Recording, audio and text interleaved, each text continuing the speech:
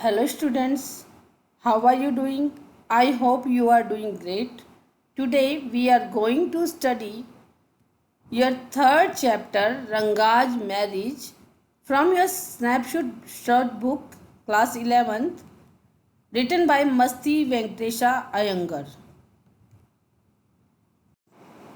Before reading the chapter, let us see introduction of this chapter.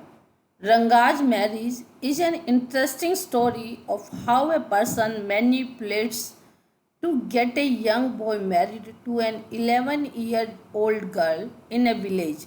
The story dates back to the early days of British rule when English was not used in a big way. Rangappa, the son of a village accountant, is sent to Bangalore to study. His homecoming after 6 months makes a big difference. The curious villagers gather outside Rangaj's house to see how much the boy had changed. But they were sadly disappointed as Ranga didn't change at all. The narrator discusses the issue of marriage with Ranga. He is amazed to hear his ideas about marriage. He resolves to get the boy married to a very young and immature 11-year-old girl Ratna. He seeks the support of Shastri's astrology to bring Ratna round, and Ranga forgets his idealism and settles down happily. When you see this title, some of you may ask Ranga's marriage. Why not Rangnatha Vivaha or Rangnatha Vijaya? Well, yes, I know I could have used some other mouth filling one like Jagannatha Vijaya or Girija Kalyana. But then this is not about Jagannatha's victory or Girija's wedding. It is about our own Ranga's marriage and hence no fancy title. Vivaha means marriage, Vijaya means victory, Girija means female hair, Kalyana beautiful, lovely, auspicious in Sanskrit. Okay, let us see the explanation. The narrator expects the reader to be questioning the simplicity of the title, Rangaj marriage. He feels readers might be thinking of fancier titles like Ranganatha Vivaha, Ranganatha Vijaya or Girija Kalyana. He clarifies that although he had options of keeping such elaborate names, the reason why he chose the basic and casual one is because the story is about our Ranga as in someone who is very close and dear to him.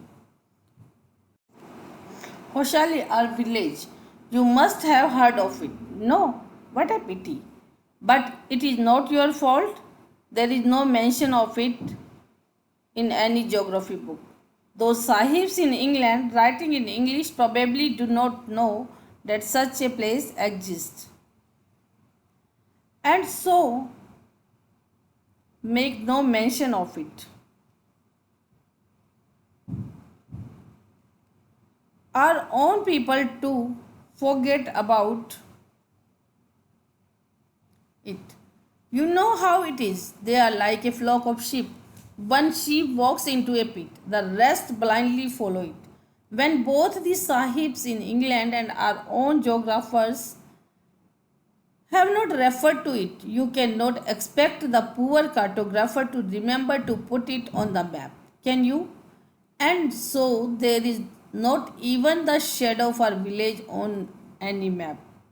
Sahib means sir, a polite title or form of address for a man. Like a flock of sheep means a group of people behaving in the same way or following what others are doing without using their brain. Cartographers, a person who draws or produces map. The writer here says that they live in a village, Hoshali in Mysore.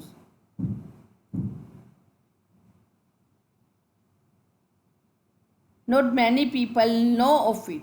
The narrator doesn't blame them because there is no trace of it in the geography books. Even the Englishmen have no idea about the place, but they are also not to blame because our citizens too are completely ignorant about this village.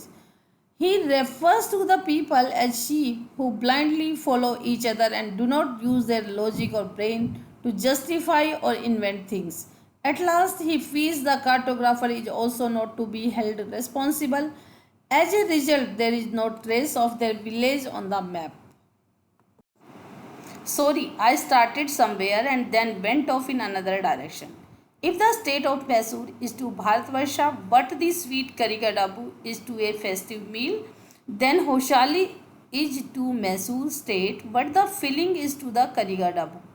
What I have said is absolutely true. Believe me, I will not object to your questioning it, but I will stick to my opinion. I am not the only one who speaks glowingly of Hoshali.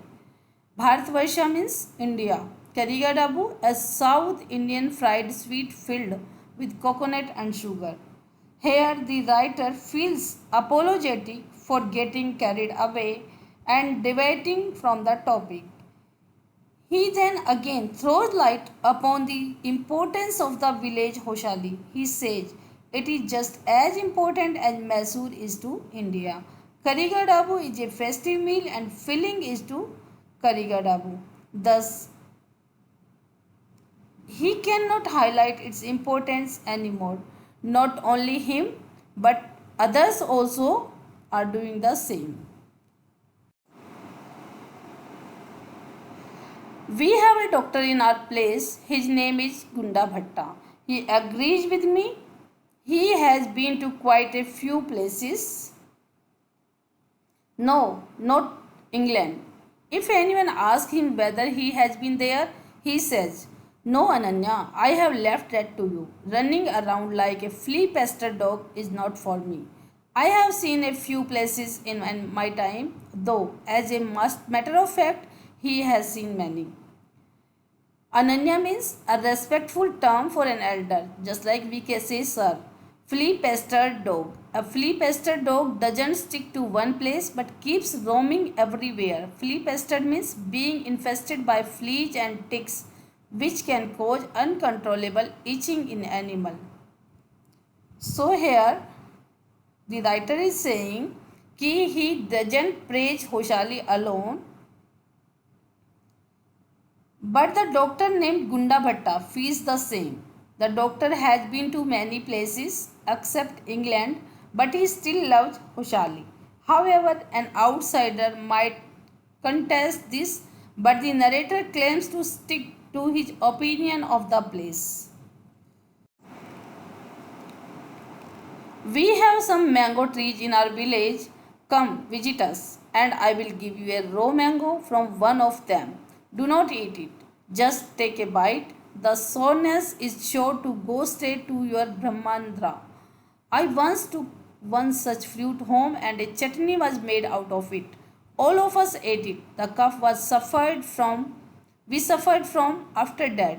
It was when I went for the cough medicine that the doctor told me about the special quality of the fruit. Then he tells the readers about their special mango trees in the village Hoshali, whose mangoes are famous for their special quality, that is sourness. He once took the fruit at home to make chutney and everyone suffered from a bad cough after eating. It was only when he went to see the doctor that he told him about the quality of mangoes of Hoshali. Brahmanandra means the soft part in a child's head where skull bone join later, here used as an idiomatic expression to convey the extreme potency of soreness.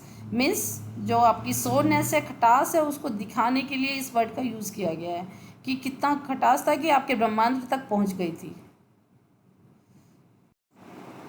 Just as the mango is special, so is everything else around our village. We have a creeper growing in the ever so fine water of the village pond. Creeper means vine, bale. Its flower are a feast to behold. Get 2 leaves from the creeper when you go to the pond for your bath, and you will not have to worry about not having leaves on which to serve the afternoon meal. You will say, I am rambling. It is always like that when the subject of our village comes up. But enough. If any one of you would like to visit us, drop me a line. I will let you know where Hoshali is and what things are like here. The best way of getting to know a place is to visit it. Don't you agree? Behold means see or observe.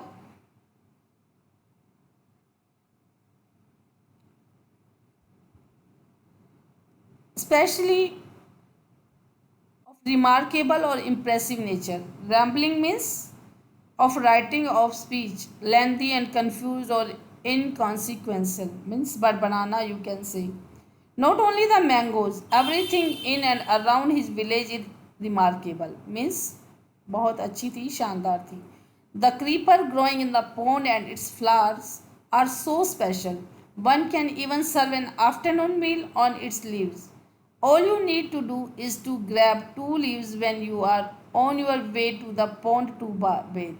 After speaking highly of this his village, the narrator says, if anyone wishes to see for himself or herself, one must contact him. He will help them to reach there. Also, he feels that there is no better way to know a place than to visit it. What I am going to tell you is something that happened then years ago. We did not have many people who knew English then. Our village accountant was the first one who had enough courage to send his son to Bangalore to study. It is different now. There are many who know English. During the holidays, you come across them on every street. Talking in English, those days we did not speak in English, nor did we bring in English words while talking in Kannada. The narrator then brings about a comparison as to how things were different 10 years ago. When not many people knew or spoke English, neither did people send their children to big cities like Bangalore to study. Back then, only the village accountant had the courage to send his son to Bangalore. According to the author, those times were simpler. He justifies his claim by telling an incident where he was at.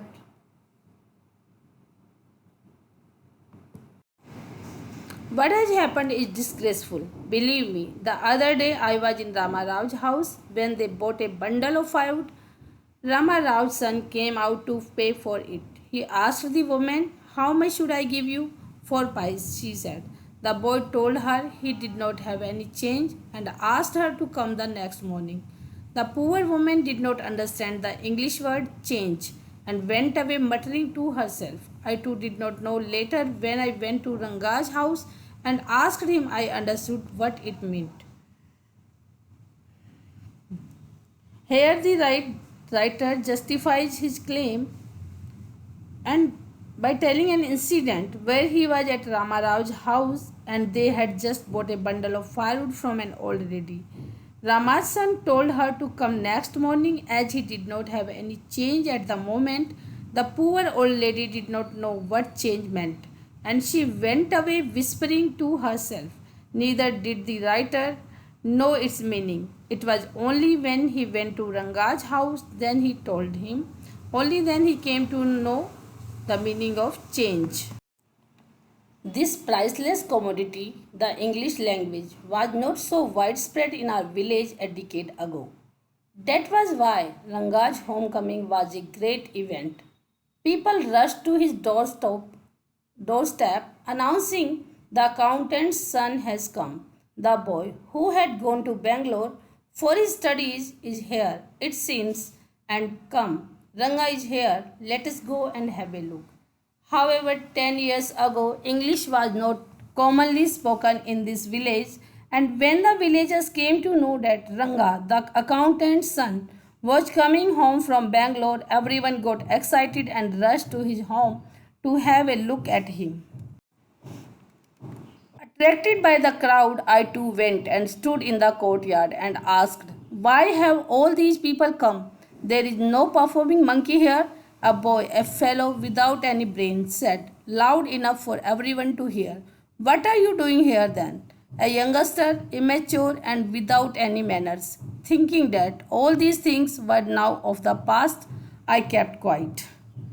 Fascinated by all the crowd, the narrator too went there and asked people as to why they were gathered because he couldn't see anything entertaining happening there, like a monkey performing. A boy without brains shouted loud enough for everyone to hear and in a rude way. The narrator called him immature. Seeing so many people there, Ranga came out with a smile on his face. Had we all gone inside, the place would have turned into what people call the black hole of Calcutta. Thank God it did not. Everyone was surprised to see that Ranga was the same as he had been 6 months ago. When he had first left our village, an old lady who was near him ran her hand over his chest, looked into his eyes, and said, "The Ginevra is still there. He hasn't lost his caste." She went away soon after that. Ranga laughed. Ginevra means the sacred thread worn by Brahmins.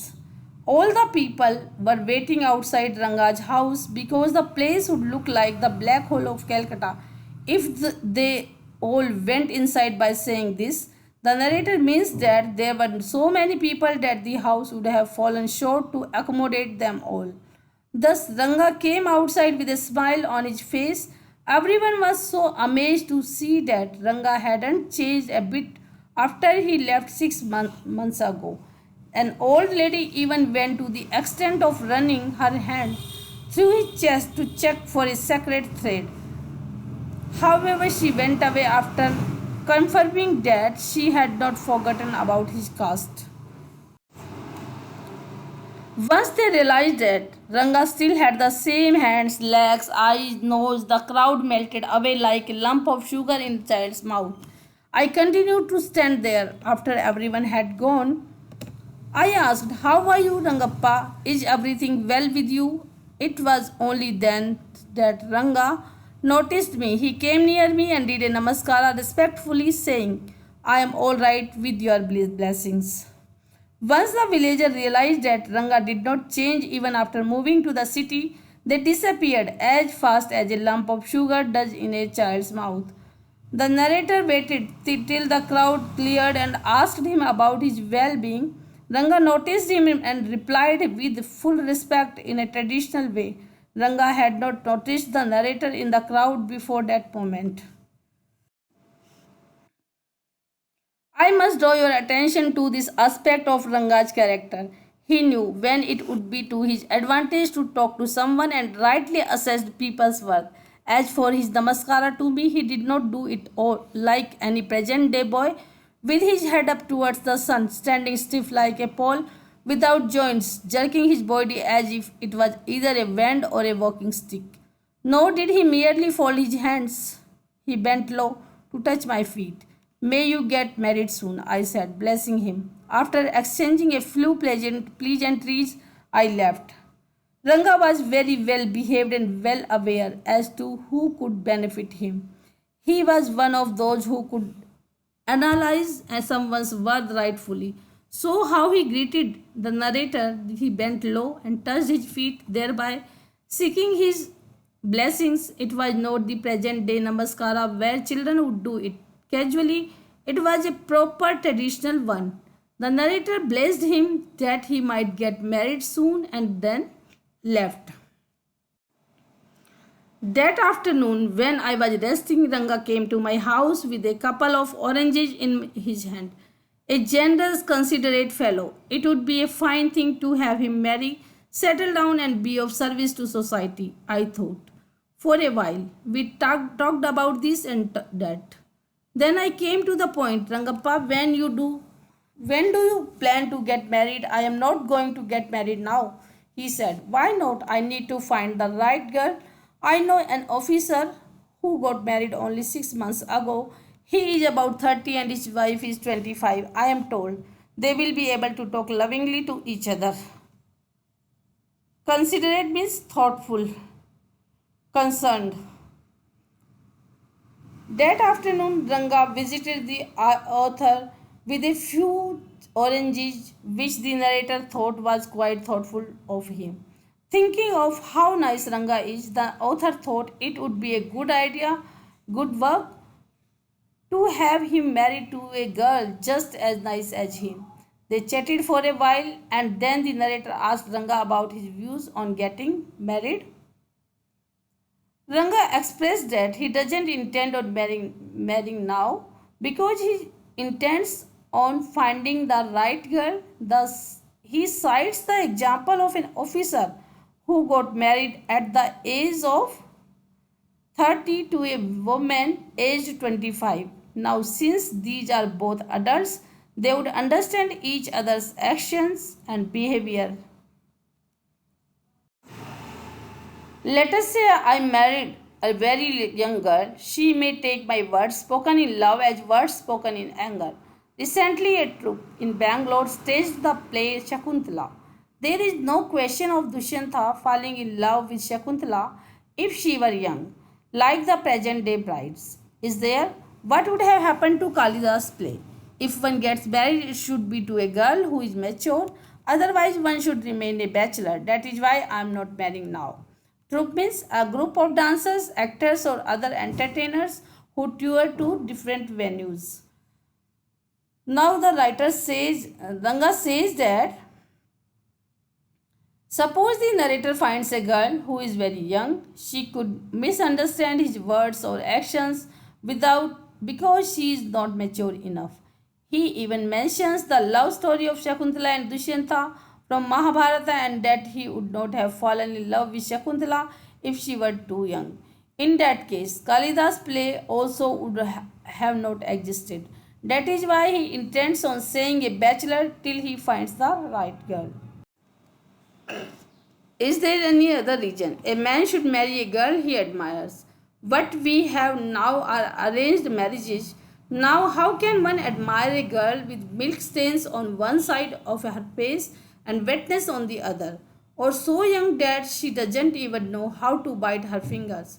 One a neem fruit, the other a bitter gourd. Exactly, Ranga said, laughing. I was distressed that the boy who I thought would make a good husband had decided to remain a bachelor. After chatting for a little longer, Ranga left. I made up my mind right then that I would get him married. Here, the right. Then he said that there would not be other reason to marry a person. A man should marry a girl whom he praises. Then he said that how can one admire a girl with milk stains means a too young girl. And then he said that that is like one neem fruit and the other a bitter gourd. Ranga said laughing. And the writer became very upset to know that he is not in the mood of bearing. So after chatting a little longer, Ratna went away and writer then made up his mind to get him married with the girl whom he selected for him. Rama Rao's niece, a pretty girl of 11, had come to stay with him. She was from a big town, so she knew how to play the veena and the harmonium. She also had a sweet voice. Both her parents had died, and her uncle had brought her home. Ranga was just the boy for her, and she the most suitable bride for him. Here, the narrator introduces us to a new character in the story named Ratna. She is 11 years old and is Rama Rao's niece. She had lost both her parents, so her uncle brought her from the big town to his home with him. She had a great voice and could play harmonium and veena. The narrator thought that Ranga and Ratna would make a great pair. Since I was a frequent visitor to Rama Rao's place, the girl was quite free with me. I completely forgot to mention her name, Ratna. It was. The very next morning, I went to their house and told Rama Rao's wife, I will send some buttermilk for you. Ask Ratna to fetch it. Ratna came. It was Friday, so she was wearing a grand sari. I told her to sit in my room and requested her to sing a song. I sent for Ranga. While she was singing the song, Krishnamurti in front of my eyes, Ranga reached the door. He stepped at the threshold. He didn't want the singing to stop, but was curious to see the singer. Carefully he peeped in. The light coming into the room was blocked. Ratna looked up and seeing a stranger there abruptly stopped.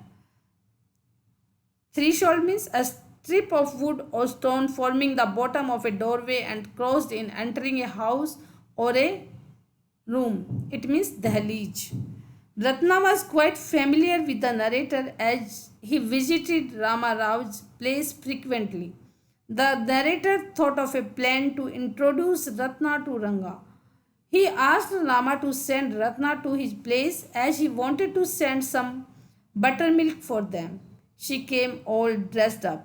The narrator insisted upon her to sing a song while he sent someone to call Ranga.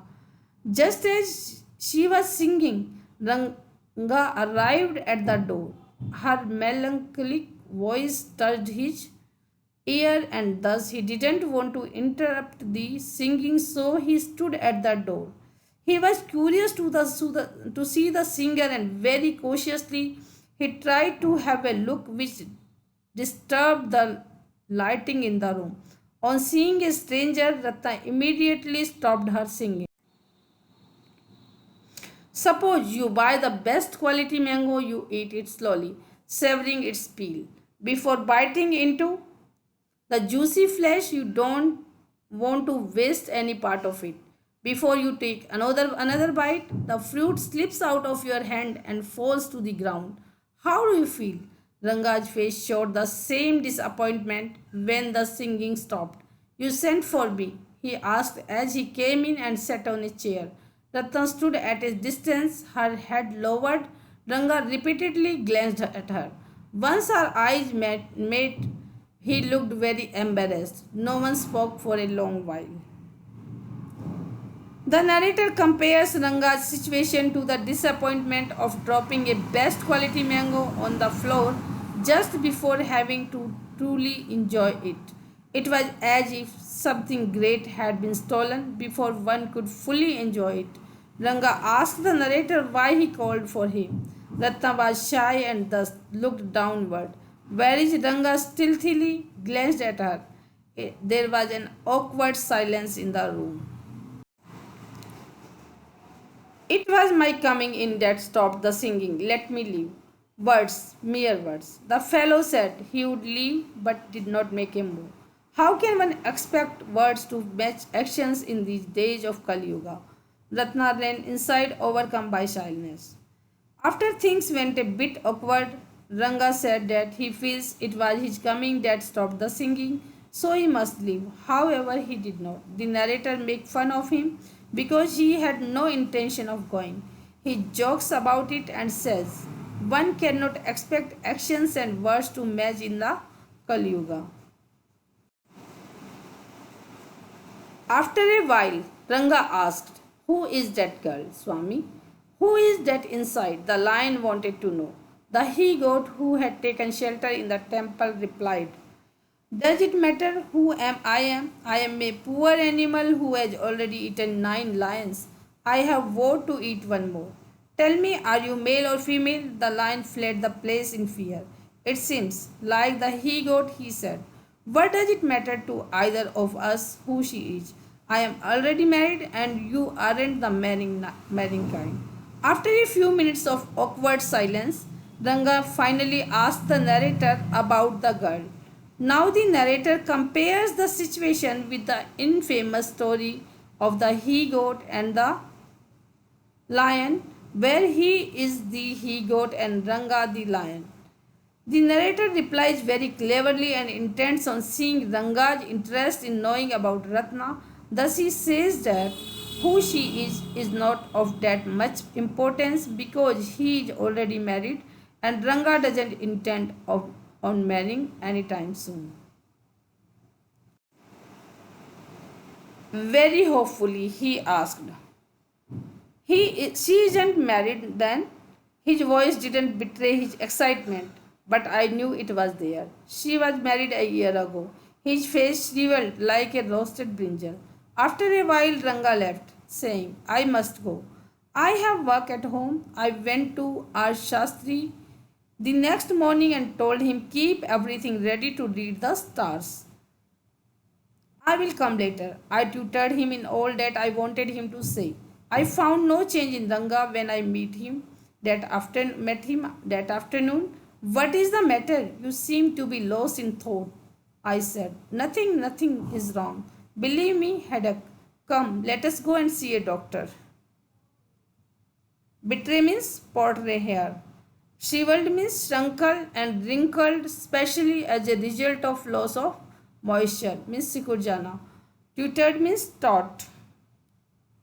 Hearing the narrator's reply, Ranga got excited, although he didn't show it, but was quite evident. It was quite clear. Both full of hope, he asked if she isn't married yet, to which the narrator replies that she is probably a year ago. Ranga was disappointed and disheartened. It was clearly all over his face. He went away quoting some work. A narrator, having staged certain liking in the mind of Ranga for Ratna, went on to complete his play. He went to the village Shastri and told him everything that had to be said and done. Then he met Ranga and that afternoon and he carried the same disappointment on his face. Upon asking if it is a headache, the narrator tells him that they should go to see a doctor. I have no headache. I am my usual self. I went through the same thing when the process of choosing a girl for me was going on. But I don't think that could be a reason for your present condition. Ranga stared at me. Come, let us go and see Shastri, I suggested. We will find out whether Guru and Shani are favorable for you or not. Ranga accompanied me without any protest. As soon as Shastri saw me, he exclaimed, what a surprise, Shama. Haven't seen you for a long time. Ranga insists that everything is fine with him and he is his normal self. Narrator, very witty, make a remark that he went through the same feeling when he was seeing girl for himself and immediately mentions that it could not be the reason for Ranga as he is not in the mood of marrying right now. Furthermore, he suggested that they should go to see Shastri if the stars, Guru for Jupiter and Shani for Saturn, are in their favor. Ranga went with him. On seeing Shastriji, he implied not having seen the narrator in a long while, which is obviously not true as they had met before the same morning. Shama is none other than your servant, the narrator of this tale. I got angry and shouted, what? Only this morning? Shastri completed my sentence. You finished all your work and are now free to visit me. Had he not done so, I would have ruined our plan by bursting like grains that are kept in the sun to dry. I was extremely careful of what I said afterwards. Shastri turned to Ranga. When did the young son of our accountant clerk come home? What can I do for him? It is very rarely that he visits us. Here the narrator reveals his pet name Shama as they call him in the village. The narrator felt that Shastri was lying because they saw each other that morning and thus he immediately responded. However, Shastriji completed that his sentence and saved the entire situation. Shama realized that what he was just about to do and took extra care from that moment. Shastriji continued his role and acted surprised on seeing Ranga. Take out your paraphernalia. Our Rangappa seems to have something on his mind. Can you tell us what is worrying him? Shall we put your science of astrology to the test? There was authority in my voice as I spoke to Shastri. He took out 2 sheets of paper, some courage, and a book of Palmyra leaves, saying, ours is an ancient science, yeah. There is a story to it, but I won't tell you that story now. This is not a Hari Katha, which allows you to tell a story within a story. You may get bored. I will tell it to you some other time.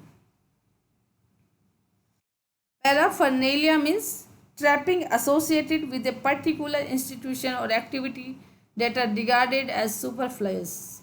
Cory, a marine mollusk, which has a glossy, brightly patterned domed shell with a long narrow opening, just like शंख की shape में जो होती हैं कोड़ी. Palmyra means palm tree. Harikatha, story of Lord. The narrator asks the Shastri to take out all his tools to help solve whatever is going on in Ranga's mind with full authority. Shastri took out his essentials and told him that this is all ancient science, but he won't recite it now because then they would both get bored. But he does intend on telling it some other time.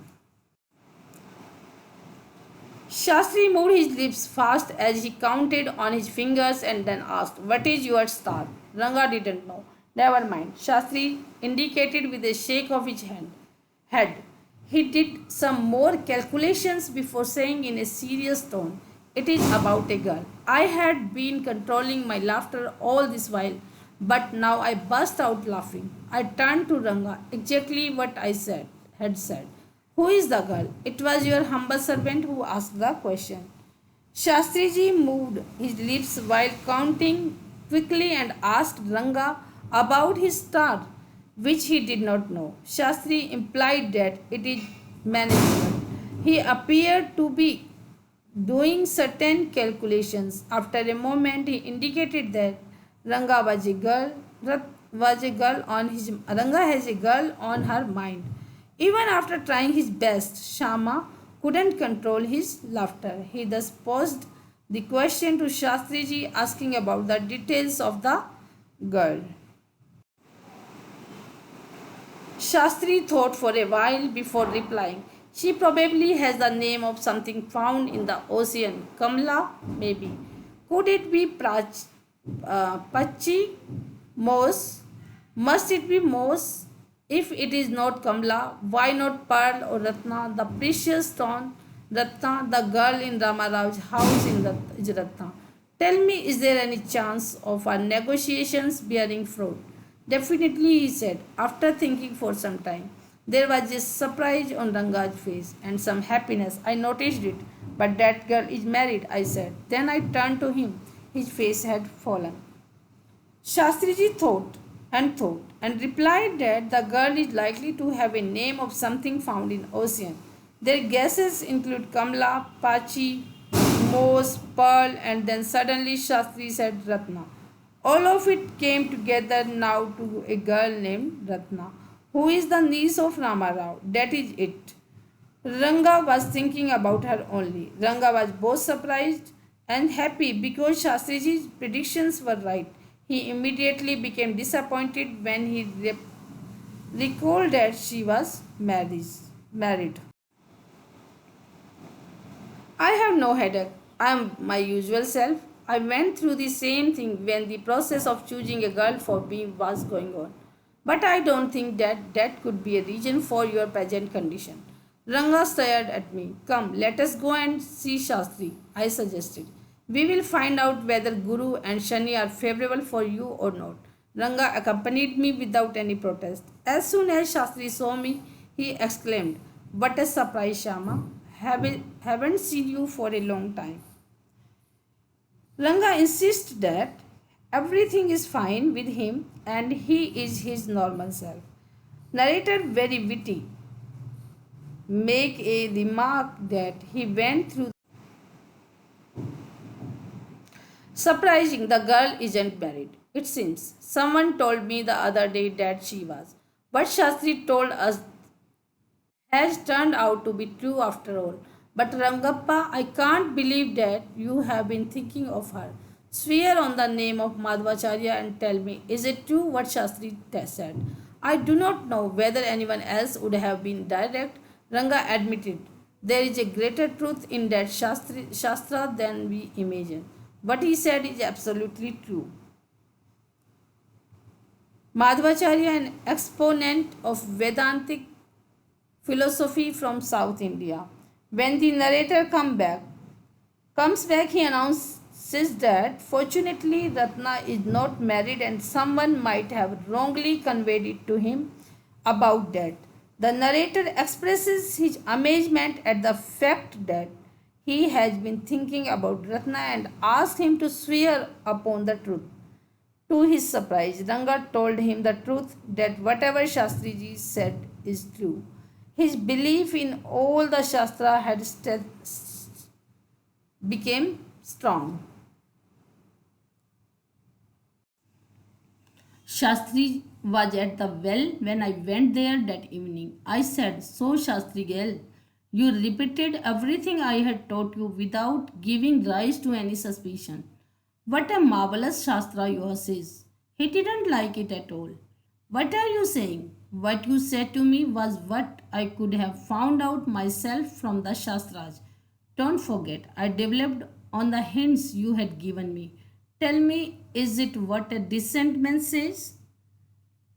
Shama went to see Shastri that evening when he was near the well and remarked about how well he did what Shama told him to. Shastri seemed to not like what the narrator was saying.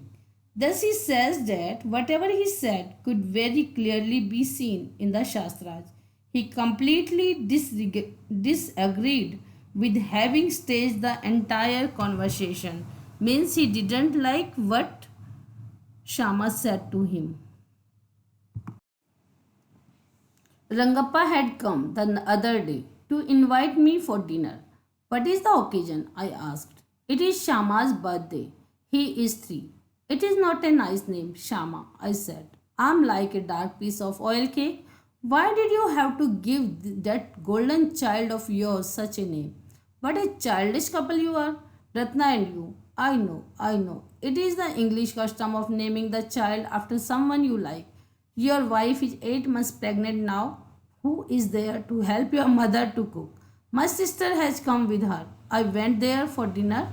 Shama rushed to me when I walked in and put his arms round my legs. I kissed him on his cheek and placed a ring on his tiny little finger. Now the narrator takes us a few years forward where Ranga and Ratna are happily married, had a 3-year-old son, and Ratna was 8 months pregnant. Ratna's sister had come over to help them.